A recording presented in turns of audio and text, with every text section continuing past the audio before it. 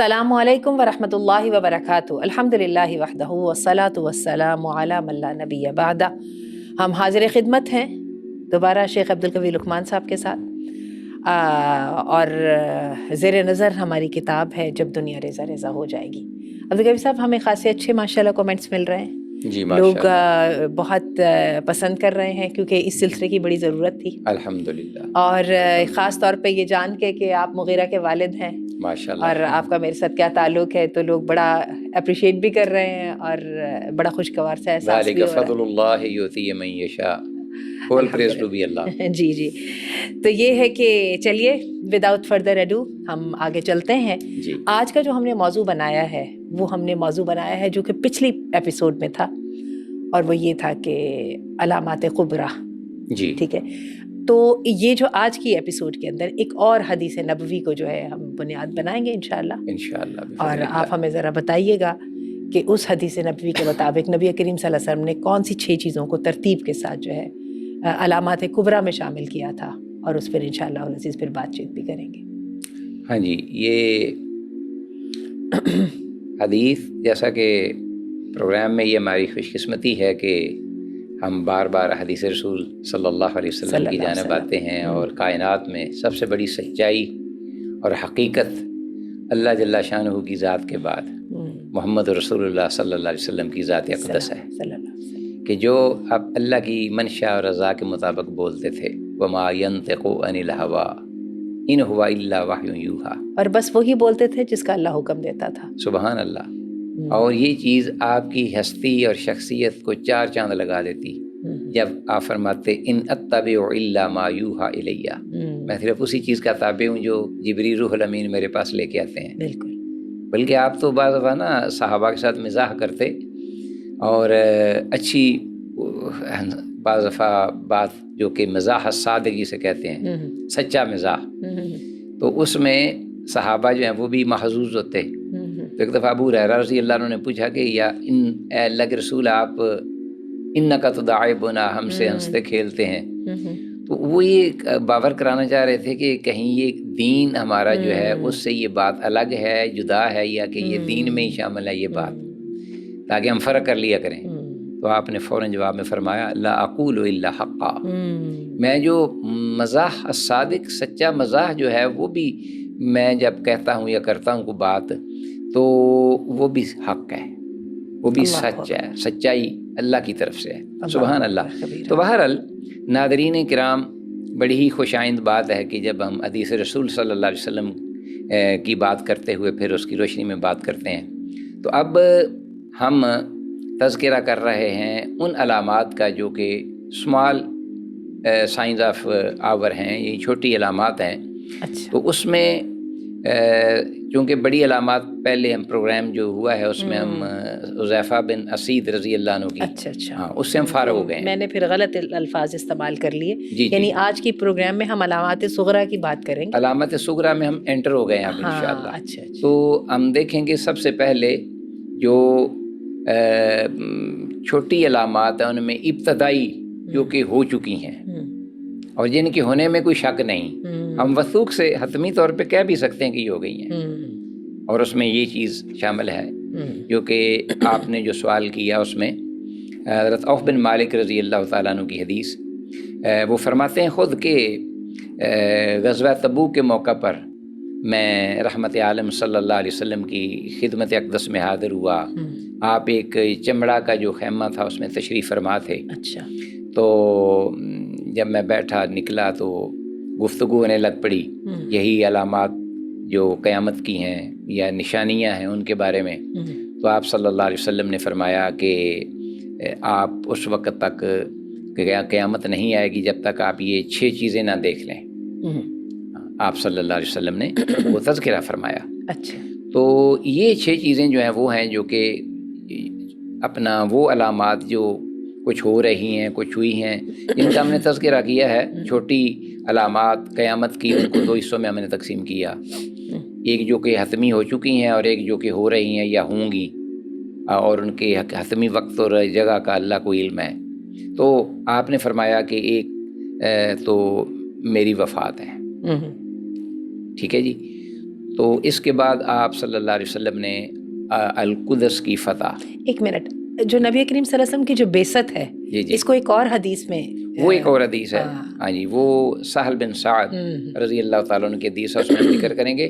یہ 6 جو ویسے دیکھا جائے تو بعثت نبی کریم صلی اللہ علیہ وسلم کی جو بعثت ہے وہ بہت بڑا واقعہ ہے, لیکن چونکہ جو کلاسیفیکیشن کے مطابق جو چیزیں ہو چکی ہیں ان کو علامات صغریٰ میں ویسے ہی ڈال دیا. جی, وہ اسی لیے تذکرہ ہو رہا ہے نا اس حدیث میں کہ یہ ہو چکی ہیں, اور اس میں کوئی کسی کو کوئی نہ اختلاف ہے نہ شک ہے کہ اب آپ, تو آپ نے فرمایا کہ میری وفات, اور پھر اس کے بعد آپ نے فرمایا کہ اپنا بیت المقدس کی فتح ہوگی, یہ بھی آپ نے فرمایا. پھر آپ نے یہ بات فرمائی بیت المقدس کی فتح سے مراد یہ کہ وہ کفار کے ہاتھوں میں چلا جائے گا, قسطنطنیہ اب یہ مسلمانوں کے ہاتھ میں آئے گا. جی, مسلمانوں کے ہاتھ میں آئے گا. اچھا, ہاں جی, اب یہ کتنی بار ہوگی یا کب, کتنی مرتبہ ہو بھی چکی ہے یہ. سیدنا عمر کے زمانے میں ہوئی, پھر سلطان صلاح الدین ایوبی کے زمانے میں ہوئی, پھر سلطان محمد فاتح جو ہیں. جی, تو اور اس وقت دوبارہ پھر جو بیت المقدس ہے وہ مقبوضہ ہے.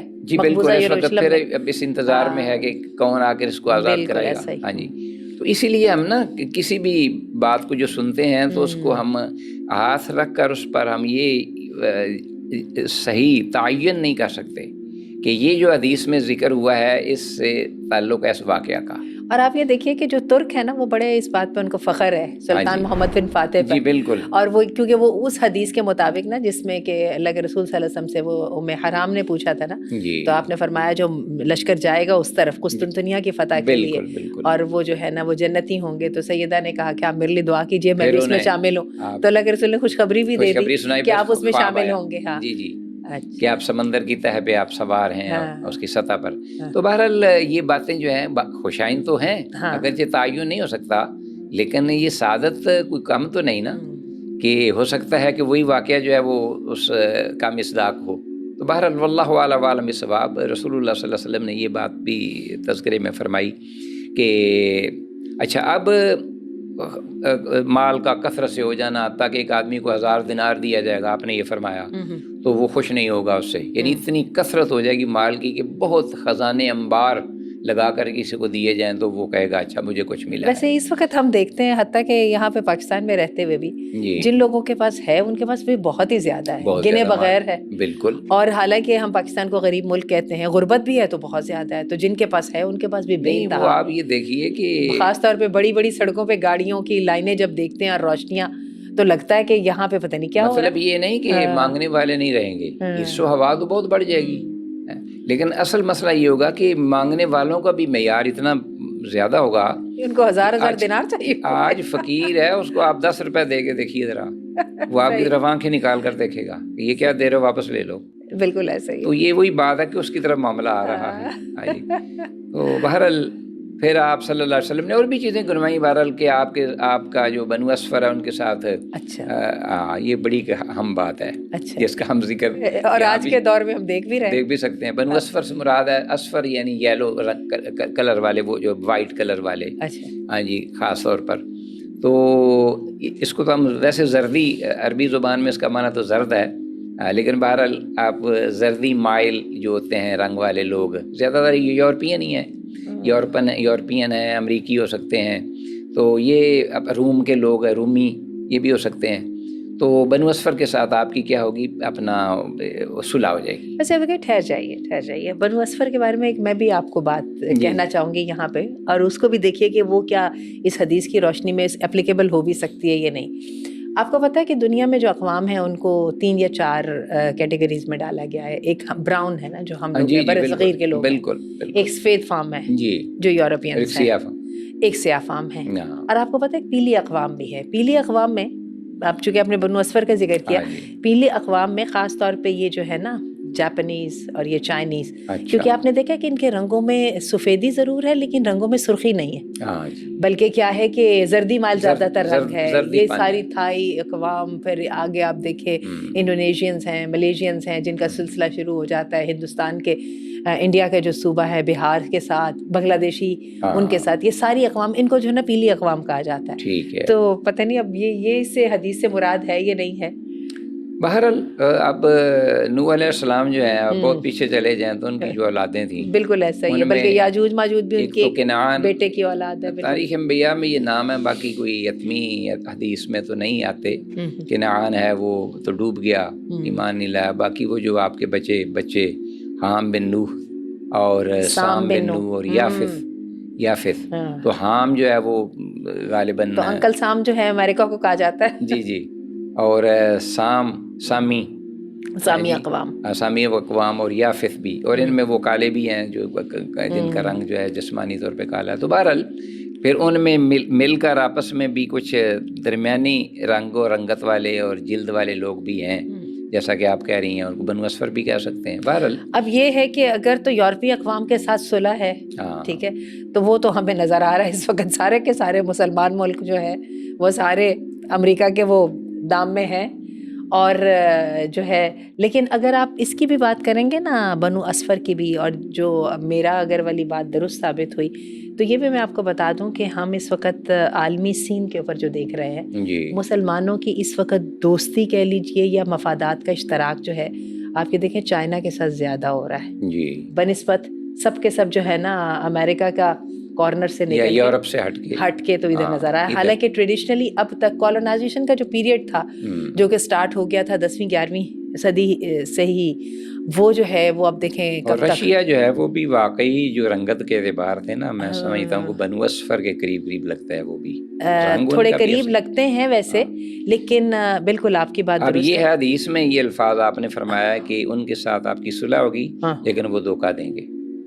اچھا، وہ دھوکہ دیں گے. آپس میں اتنا خوفناک وہ اپنا گنونا کھیل کھیلیں گے مسلمانوں کے خلاف، وہ پھر وہ 80 اپنا جھنڈے لے کے آئیں گے مسلمانوں کے خلاف، اور ہر جھنڈے کے تلے جو ہے وہ 12,000 کا لشکر ہوگا جو ان کے ساتھ لڑیں گے.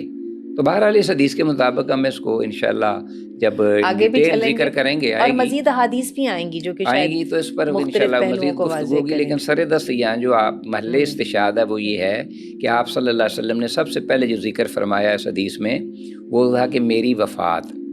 تو آپ صلی اللہ علیہ وسلم کی جو وفات ہے وہ حسرت آیات اس کائنات میں صحابہ کرام رضوان اللہ علیہم اجمعین کے لیے دنیا میں سب سے بڑا صدمہ تھا.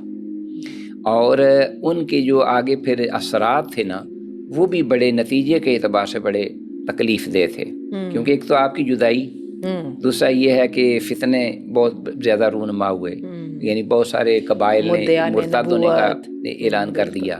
پھر تیسرا جو ان سعادتوں سے جو کہ علم وحی اترتی تھی، جیسا کہ حضرت علی رضی اللہ عنہ کی ایک بات ہے بڑی اس موقع پر، انہوں نے کہا کہ رحمت للعالمین کی جو وفات ہے وہ عام لوگوں کی طرح تو تصور بھی نہیں. لقدن آپ غسل دے رہے تھے رسول اللہ صلی اللہ علیہ وسلم کو، اور ساتھ یہ فرما رہے تھے لقدن قطع بموتک ما لم ينقطع بموت غیرک من الوحی واخبار السماء وجبریل. یعنی آپ کے جدائی کے ساتھ ہے پیغمبر وہ چیزیں ختم ہو گئی ہیں کہ کبھی کسی کی جدائی سے وہ چیز ختم نہیں ہوئی، اور اس میں آسمانی خبریں ہیں. ہم کہتے ہیں انسانوں کے جانے سے کیا ہوتا ہے، جبریل روح الامین ہے، لیکن یہ کہ وحی آنی اور وحی الہی ہے. تو اس سے کہ کائنات میں جو رحمت تھی اس سے ہم ختم ہو گئے. تو بہرحال یہ ایک وفات کا آنا جو ہے یہ ایک قرب قیامت کی ایک دلیل ہے، جس طرح کہ بعثت آپ کی جو ہے وہ ہمارے لیے ایک بہت بڑی دلیل تھی. اچھا، یہ آپ بتائیے کہ ابھی آپ نے کہا نا بنو اسفر کے ساتھ تمہاری صلح اور پھر بعد میں ان کی بدعہدی، اس کے بعد اور کون سی علامات ہیں جو کہ آپ؟ بس یہ 6 قریباً کم و بیش چار میں سے بنی. خزانے کا بہت زیادہ، مال کا بہت زیادہ ہو جانا، یہ بھی چیز ہے. اور اسی طرح اپنا ایک فتنہ ہوگا جو ہر عرب کے ہر گھر میں پہنچے گا. اب اس فتنے کا تذکرہ آپ نے کھولا نہیں کیا ہے، شاید آگے اس کا تذکرہ آئے. سوشل میڈیا تو نہیں ہے کیونکہ اس وقت تو یہ واقعی تو فتنے عربوں کے گھر میں جو گھروں کے اندر گھسے ہوئے ہیں وہ تو انکاؤنٹیبل ہیں. یعنی مطلب یہ ہے کہ وہ کوئی بھی وہ جو دوسری حدیث میں آتا ہے کہ ہر گھر میں ناچ گانا ہوگا، اخلاقی اقدار کو تباہ کرتے ہیں، یا مطلب دینی اعتبار سے یا عقائد کے اعتبار سے، یا یعنی یہ اجتماعی جو بھی اس اعتبار سے وہ فتنہ ہے. اچھا، مال و دولت کی اگر ہم بات کریں نا تو 60s کی دہائی میں جو ہے ایک دم تیل جو ہے جب دریافت ہوا تھا، اور اس کے بعد اب آپ دیکھیں کہ اس وقت جو ریئر ارتھ منرلز ان کی بات بہت چل رہی ہے، ٹھیک ہے. یعنی چیزیں اپنی شکل بدل رہی ہیں، اور لیکن یہ ہے کہ انسان کے لیے بہرحال جیسے کہ ان حدیث کو پڑھنے کا فائدہ یہ ہے کہ انسان ایک تو کچھ سمجھنے کی کوشش کرتا ہے، دوسرا ان فتنوں کے لیے تیار بھی ہوتا ہے.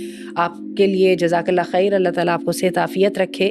ناظرین، ہم آپ کو یہ بھی بتاتے چلیں کہ الحمدللہ آپ کے بائی پاس کے آپریشن کے بعد الحمدللہ حبل اللہ کے پاس سب سے پہلے یہ سعادت آئی ہے کہ ہم نے آپ کا جو ہے علم سے فائدہ اٹھانا شروع کیا ہے. اللہ تعالیٰ آپ کو جزائے خیر دے. ایک بات میں دوبارہ کرتی چلوں گی جو کہ شاید ہر ایک میں بتانا بار بار ضروری ہے، وہ یہ ہے کہ نبی کریم صلی اللہ علیہ وسلم کو اللہ تعالیٰ نے جتنا علم دیا، اللہ کے رسول نے اللہ کے حکم کے مطابق اتنا ہی پہنچایا. کچھ چیزیں آپ کی بھی اسکوپ سے باہر تھیں، اور وہ جیسے کیا تھی کہ قرآن مجید میں آتا ہے یسألونک ایان الساعۃ ایان مرساہا فیما انت من ذکرہا الی ربک منتہاہا.